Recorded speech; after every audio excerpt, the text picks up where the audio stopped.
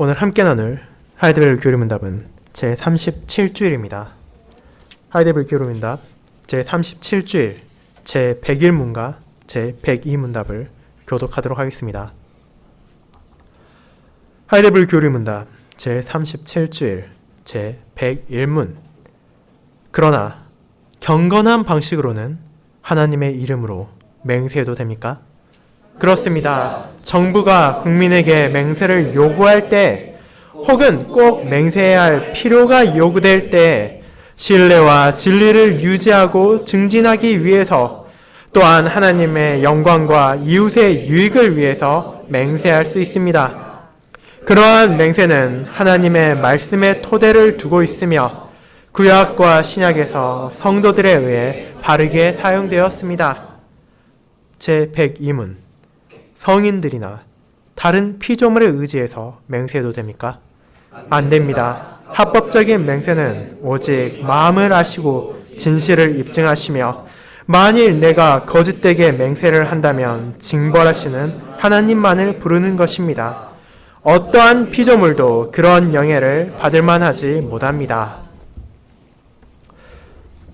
말씀 복사 후에는 찬송 1회장을 통해 사도신경을 함께 고백한 후 시편 119편 16절부터 18절까지를 함께 부르도록 하겠습니다.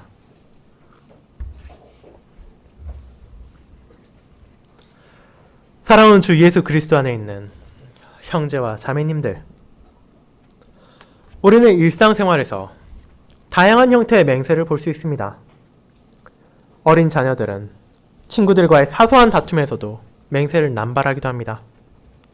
치기 어린 자존심이나 질투심으로 인해 거짓을 말하면서도 하늘에 대고 맹세를 한다거나 부모님을 걸고 맹세를 하는 잘못을 저지르는 것을 학교 근처를 걷다 보면 어렵지 않게 듣게 됩니다.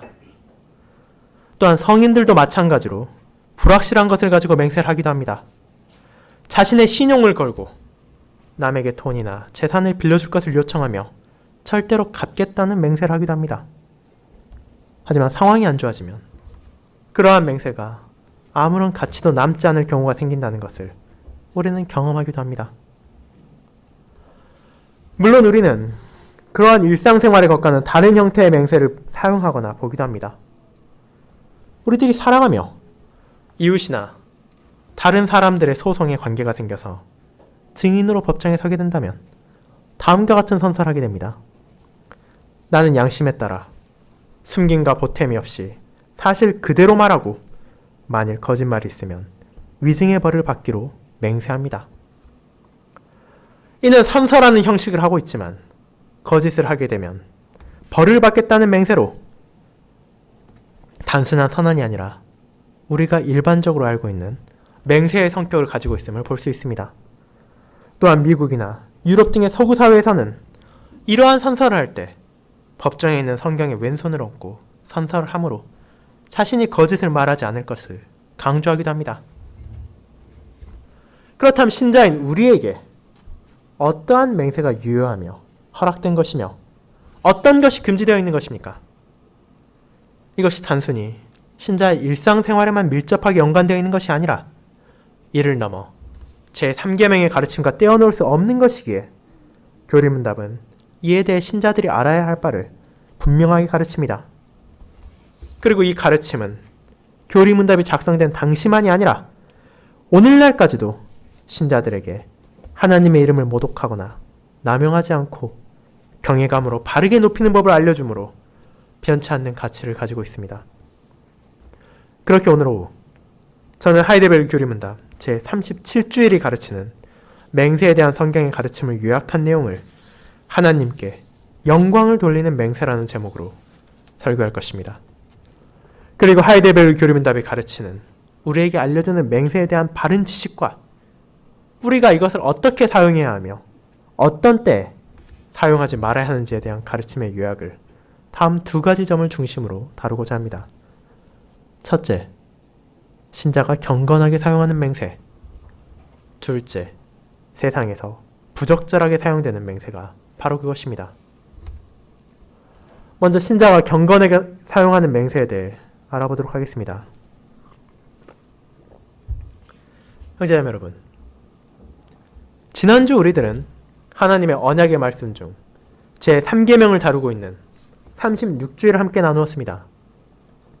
제36주일은 우리에게 하나님의 이름까지도 함부로 사용해서는 안 된다는 것을 알려주었습니다. 그분의 이름을 모독하거나 그분의 이름을 남용하는 것은 결국 그 이름을 가지신 거룩하신 하나님을 모독하고 그분을 남용하는 것이기 때문입니다.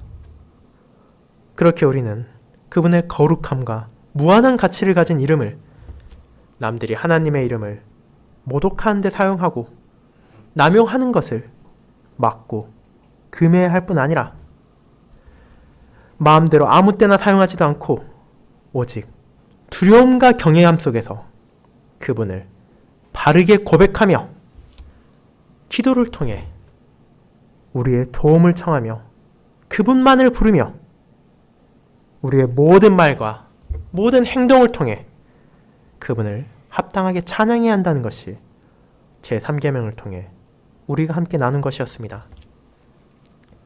이러한 배경에서 우리는 제37주일의 교리문답을 바라보게 됩니다. 여러분이 교리문답을 세심하게 읽어보았다면 이 부분에서 약간의 의문점을 가질 수 있습니다.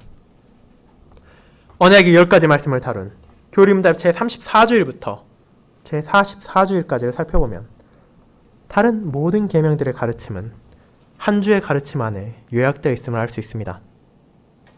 하지만 유독 제3계명만은 두 주로 분리하여 다루고 있습니다. 이는 어째서입니까? 제3계명이 다른 계명들보다 중요하기 때문입니까? 물론 그렇지는 않습니다. 하나님의 이름을 망령되이 일컫지 말라는 것은 분명 중요한 가르침이며 하나님의 명령이지만 이것이 하나님과 관련된 다른 계명들보다 우선시되는 것은 아닙니다. 그럼에도 교리문답이 이에 대해 한 주를 더 배정해서 가르침을 명확히 하는 것에는 합당한 이유가 있습니다. 이것은 먼저 교리문답이 작성되던 역사적 배경을 고려해야 합니다. 우리는 교리문답이 어느 시기에 기록되어 있는지를 알고 있습니다. 이는 1560년대에 기록된 것으로 그 당시 종교개혁자들은 천주교와 제세르파에 대항하여 하나님의 말씀을 바르게 가르치고 바르게 전파하기 위해 노력하고 있었습니다. 그리고 그들의 수많은 오류 중 제3계명의 가르침에 대한 오류가 신자들의 감사의 삶을 어렵게 하고 혼란스럽게 하고 있었기에 그러한 오류를 막아내고 하나님의 이름을 사용하는 데 있어 바른 가르침을 전하기 위해 제37주일을 제36주일과 분리하여 기록할 필요가 있었던 것입니다. 먼저 제101문답은 제세르파의 오류에 반대하여 신자들에게 경건한 맹세가 합당한다는 것을 알려줍니다. 오늘날 메노나이트라고도 불리는 제세르파는 모든 종류의 맹세를 금지했습니다. 그들에게도 물론 그러한 주장에 대한 근거는 있었습니다. 그들이 내세운 근거는 바로 주님께서 하신 말씀에 있었습니다.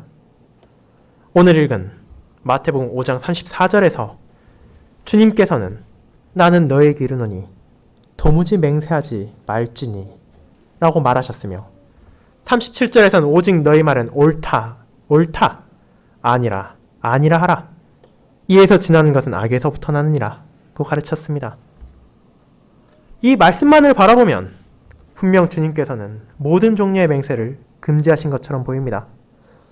또한 야고보 역시 주님의 말씀을 인용해서 내 형제들아 무엇보다도 맹세하지 말지니 하늘로나 땅으로나 아무 다른 것으로도 맹세하지 말고 오직 너희가 그렇다고 생각하는 것은 그렇다 하고 아니라고 생각하는 것은 아니라 하여 정죄받음을 면하라고 가르쳤습니다.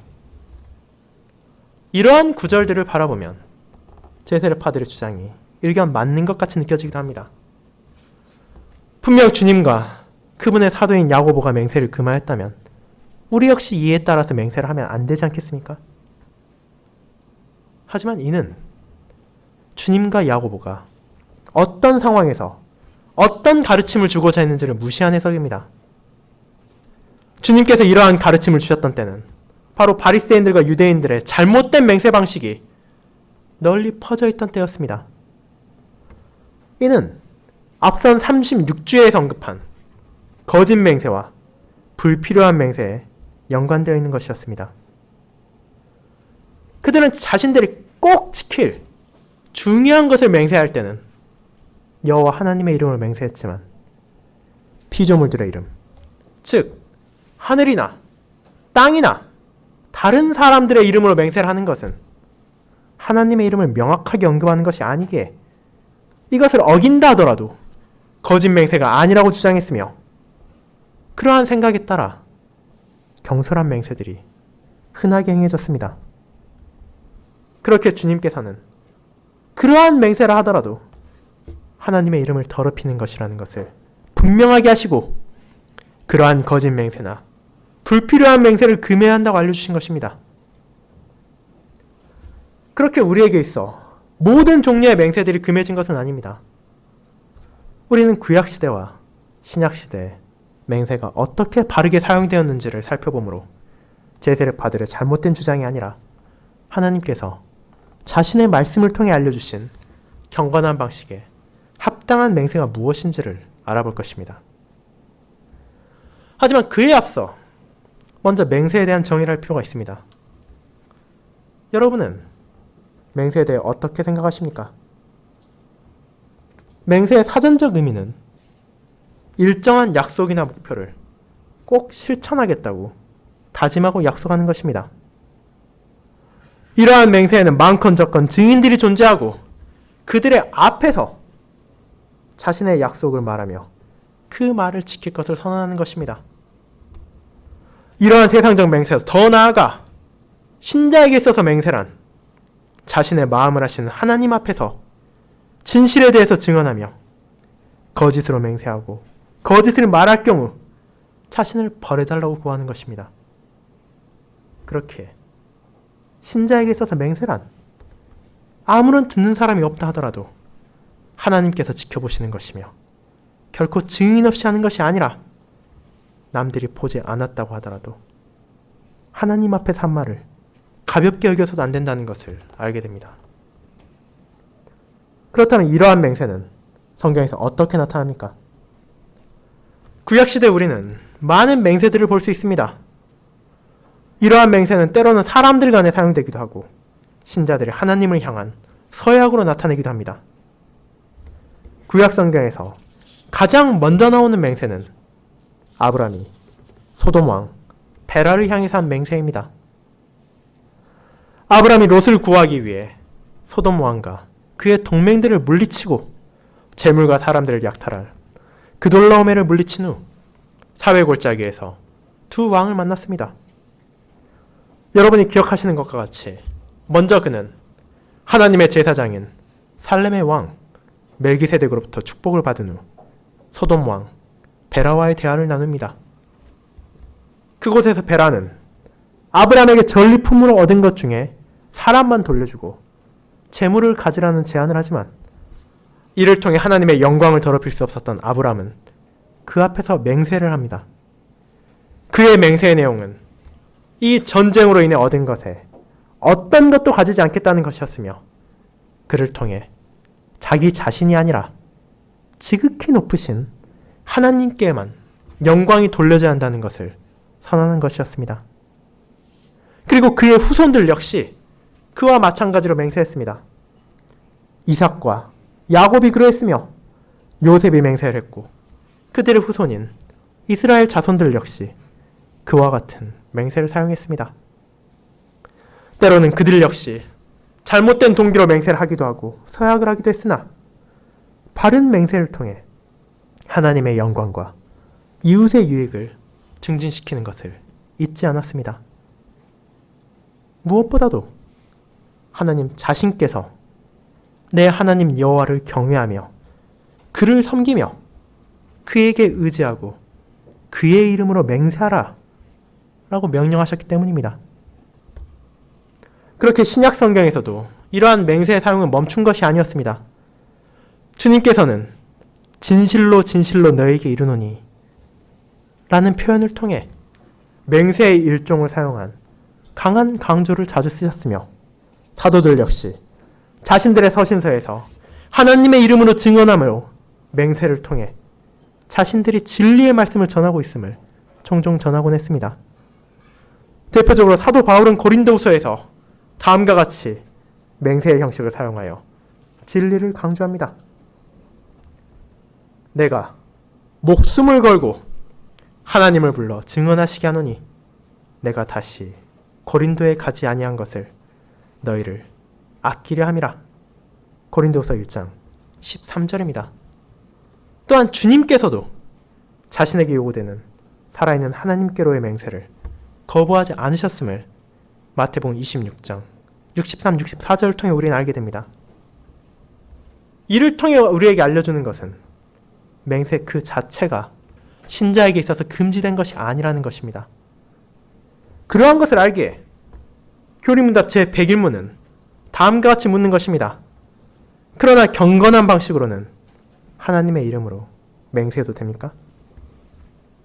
이는 앞서 말한 99문답과 100문답에서 나오는 저주, 거짓 맹세, 불필요한 맹세와는 다른 것입니다.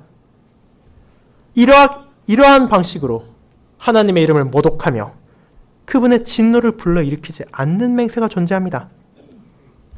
그것이 바로 경건한 방식으로 사용되는 적법한 맹세입니다. 교리문답은 이 맹세에 대해 정부가 국민에게 요구할 때나 꼭 맹세해야 할 필요가 요구될 때라고 말합니다. 이러한 상황에 대해서 우리는 쉽게 예상할 수 있습니다. 가야바가 주님께 맹세를 요구함처럼 우리가 법정에 서게 될 경우 여러분은 증인 선서문을 통해 진실을 말할 것을 맹세합니다.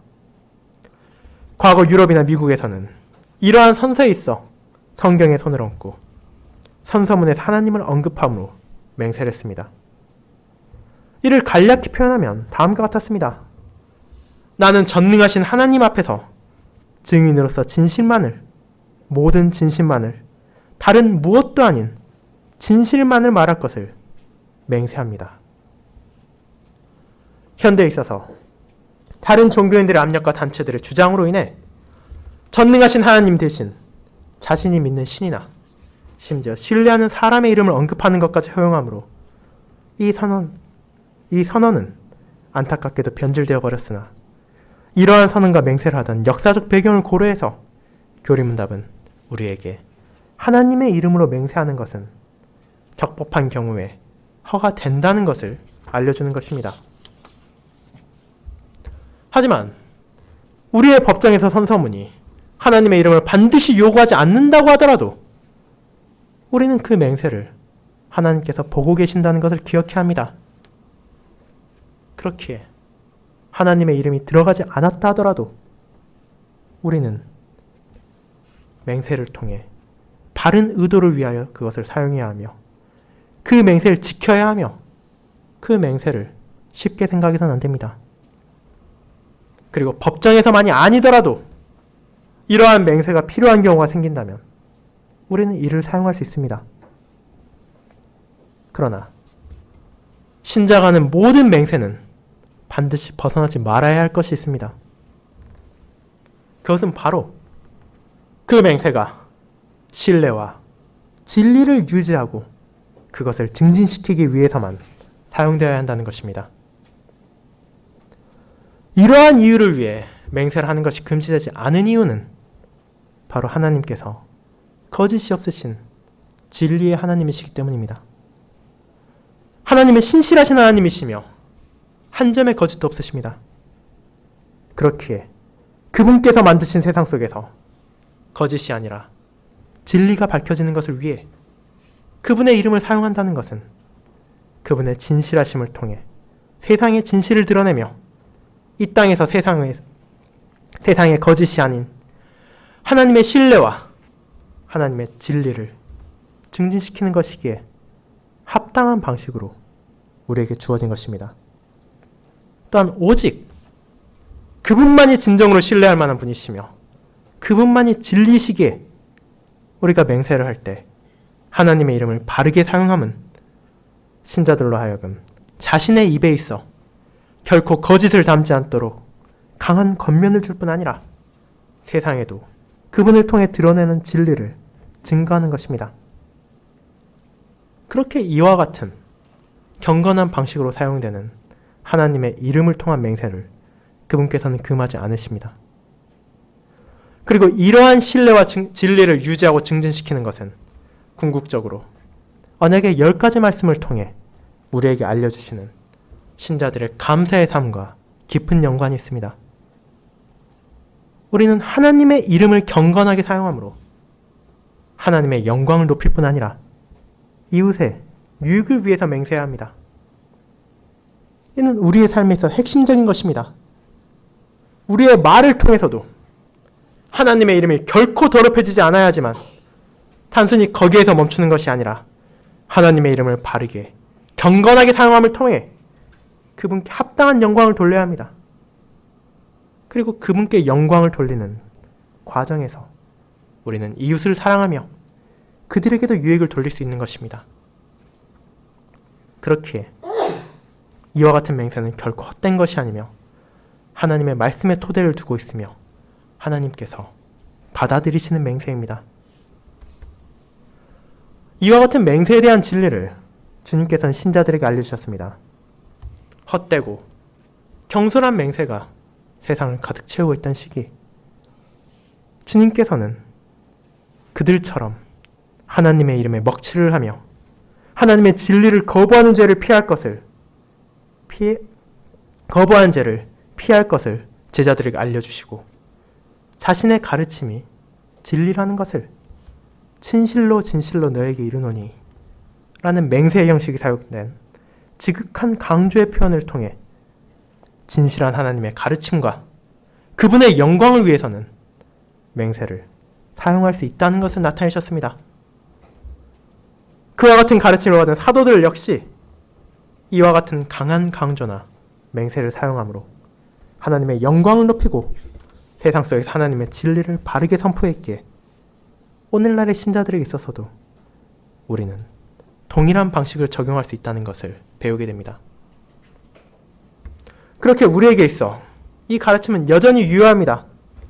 이는 결코 16세기를 살아가던 신자들에게만 주어진 일시적인 교훈이나 전통이 아닙니다. 저와 여러분 역시 이 세상을 살아가는 동안 맹세를 해야 되는 경우를 만나게 될 것입니다. 하지만 누군가가 신자들에게 맹세를 요구할 때 우리는 그 맹세를 하기에 앞서 그 맹세의 목적과 결과를 생각해야 합니다. 이것이 진정으로 하나님의 영광과 이웃에게 유익을 주기 위한 것인가? 이러한 맹세를 통해 하나님의 세상 속에서 신뢰와 진리가 유지되고 증진되는가? 그리고 이것이 우리의 말과 행동을 통해 그분을 진정으로 찬양하는 방식으로 사용되는 것인가? 만약 이러한 질문들에 있어 답이 그렇다라고 나온다면 우리는 바르고 경건하게 하나님의 이름을 사용함으로 맹세를 하고 그 맹세를 통해 진실을 더욱 밝히 드러내며 진리의 하나님을 세상에 증거할 수 있으며 그렇게 해야만 할 것입니다. 하지만 그 답이 단 하나라도 아니다라고 나온다면 우리는 하나님의 이름을 경솔하게 사용함으로 그분을 모독해서는 안 될 것이며 비록 우리에게 불이익이 주어진다 하더라도 그 맹세를 거부해야 합니다.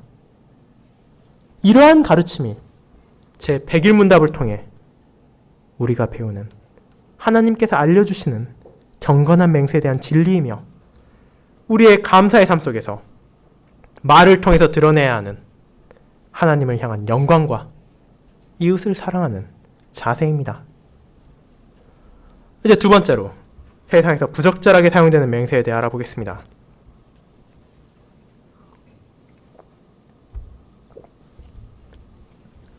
성도 여러분,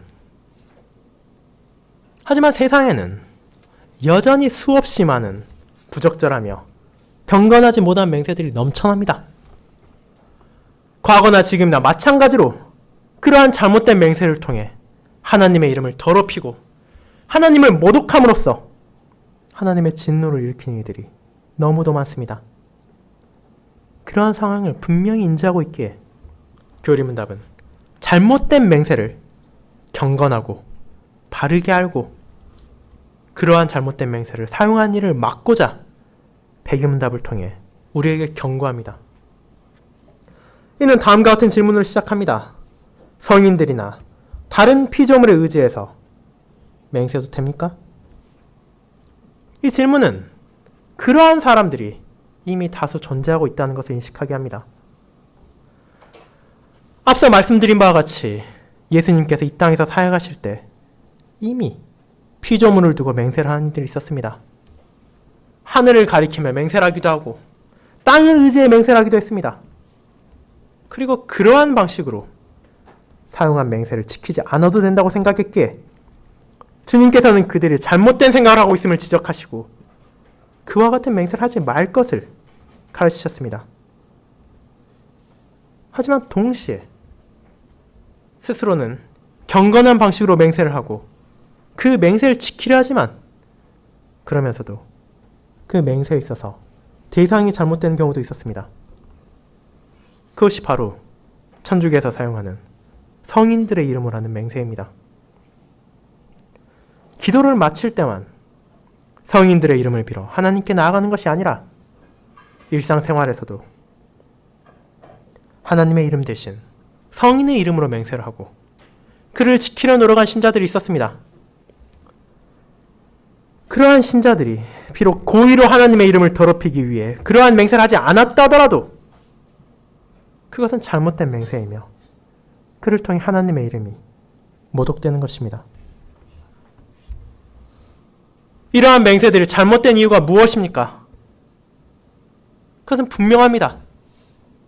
바로 그들이 그 어떤 성인이라 하더라도 온전한 증인이 될 수 없기 때문입니다. 천주교는 수없이 많은 성인들의 목록을 가지고 있습니다. 그들이 살아있는 동안 신앙의 모범을 보였거나 교회에 큰 업적을 남겼거나 순교를 했다는 이유 등으로 그들을 성인으로 추대하고 그들의 거룩함을 의지하고 그들에게 존경을 표했습니다. 그 일환으로 사용된 것 중에 하나가 바로 그들의 이름에 의지해서 맹세를 하는 것입니다. 그렇다면 맹세에 있어서 그들의 이름을 사용하는 것이 어떻게 잘못된 것입니까? 이는 첫 번째 대지에서 살펴본 경건한 방식으로 하나님의 이름으로 맹세하는 것과 관련이 있습니다. 이것이 불경건하고 잘못된 이유는 먼저 다음과 같다고 설명합니다. 합법적인 맹세는 오직 마음을 하시고 진실을 입증하시며 만일 내가 거짓되게 맹세를 한다면 징벌하시는 하나님만을 부르는 것입니다. 우리가 누군가를 두고 맹세를 한다면 이것은 그가 자신에게 있어 신뢰할 만한 존재이며 맹세를 확실하게 보장할 만한 증인이라는 의미를 담고 있습니다. 즉, 그를 향한 존경과 의지의 태도를 드러냅니다. 또한 만약 내가 거짓을 말한다면 그 사람이 나를 제지하고 나에게 벌을 내릴 수 있는 존재라는 것도 담고 있습니다. 그런 것들이 포함되지 않는다면 맹세라는 의미가 없을 것이기 때문입니다. 하지만 이 경우 성인들이나 다른 사람 혹은 다른 피조물을 의지하여 맹세를 한다고 생각해 봅시다. 이것이 어떤 의미를 가집니까? 이를 통해 맹세하는 사람은 그 존재들이 진리를 밝히고 거짓을 막는데 의지할 만한 가치를 둘 만하다는 생각을 한다는 것을 보여주는 것입니다. 하지만 정말로 그렇습니까? 성인들이 혹은 다른 피조물들이 우리의 맹세를 확증할 증인이며 우리의 거짓을 벌할 수 있습니까? 이에 대해 생각해 보도록 합시다. 먼저 성인들이나 다른 피조물들이 우리의 마음을 알 수 있습니까? 그 존재들은 그 누구라 하더라도 그 무엇이라 하더라도 우리의 마음속을 들여다볼 수 없습니다. 성인들이나 어떠한 사람들이라 하더라도 다른 사람의 마음을 온전히 꿰뚫어 볼 수 없습니다. 아무리 통찰력이 있는 학자라 하더라도 훌륭한 경력을 쌓고 있는 심리학자라더라도 사람의 마음속을 완전히 파악해 진리를 온전하게 드러낼 수는 없습니다. 그러한 존재가 세상에 있다고 한다면 법정에서는 맹세를 시킬 것도 없이 그들을 고용해서 단순히 사실관계만 파악한다면 대부분의 사건들을 쉽게 해결할 수 있을 것입니다. 하지만 열길 물속은 알아도 한길 사람 속은 모른다는 말같이 누구도 다른 사람의 마음속에 있는 진실을 완벽하게 알 수는 없습니다. 심지어 자기 자신조차도 이를 온전히 밝힐 수 없습니다. 사람이 그러한데 다른 피조물들은 어떻겠습니까? 하늘이건 땅이건 세상의 어떤 동물이나 식물이라도 이것을 알 수 없습니다. 사람의 마음속을 온전히 아시는 분은 오직 사람을 창조하시고 다스리시는 한 분 하나님 뿐이십니다. 진실을 입증한 것 또한 마찬가지입니다. 성인들은 이미 죽어서 땅에 존재하지 않습니다. 그들이 어떤 방식으로 진실을 입증할 수 있겠습니까? 또한 다른 사람들 역시 바르게 진실을 입증하는 데 있어서는 한계가 명백한 피조물에 불과합니다. 사람의 마음속을 아시는 분이 한 분뿐이신 것처럼 온전히 이 땅에 진실을 드러낼 수 있는 분 또한 한 분 하나님뿐입니다. 그 이유는 그분만이 전지하신 증인이시기 때문입니다. 그분께서는 세상을 창조하셨을 뿐 아니라 세상의 모든 것을 알고 계십니다. 그분의 지혜 안에 한계가 없으며 우리 인간의 이해를 초월한 것들조차도 그분의 지혜를 벗어날 수 없습니다.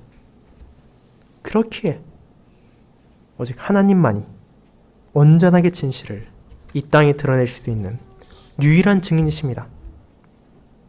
그분께서는 모든 것을 아실 뿐 아니라 세상의 모든 것을 굽어보시는 분이십니다. 그렇기에 그분 앞에서 거짓을 말한다는 것은 자신에게 저주를 임하게 하라는 죄악된 행위에 불과합니다. 그리고 이 온전하신 하나님만이 거짓 맹세와 잘못된 맹세에 대해 바르게 징벌하실 수 있으십니다. 세상의 재판관이나 검사, 변호사들은 거짓 맹세를 꿰뚫어 보지 못하고 속아 넘어가기도 합니다. 위증에 속아서 무고한 사람을 감옥에 넣기도 하고 악한 일을 벌하지 않고 자유롭게 풀어주기도 합니다. 하지만 우리의 하나님을 속일 수 있는 위증이란 존재하지 않습니다.